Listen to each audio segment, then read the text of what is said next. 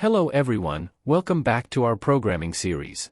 In today, we're going to solve SkillRack Daily Challenge. That is, SQL query to retrieve specific data from a database table. The task is to extract information about cricket players from the player table.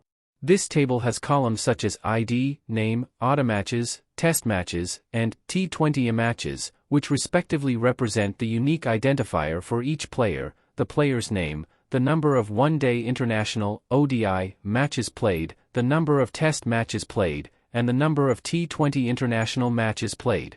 Let's break down the SQL query step by step. The first part of the query is the select statement. It specifies the columns we want to retrieve from the player table. In this case, we want to fetch ID, name, odimatches, test matches, and T20 matches. Next, the from keyword indicates the table from which we are retrieving the data.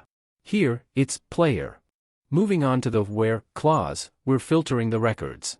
The conditions specified are odimatches greater than 10, test matches greater than 10, and T20 matches greater than 10. This means we only want to include players where the number of ODI matches, test matches, and T20 international matches played is greater than 10. Lastly, the order by clause is used to sort the results. We're sorting the players' name, in ascending order, denoted by ASC. When executed, this SQL query will fetch the ID, name, odimatches, test matches, and T20 matches columns from the player table, considering only those players who have played more than 10 matches in each category of ODIs, tests, and T20 internationals.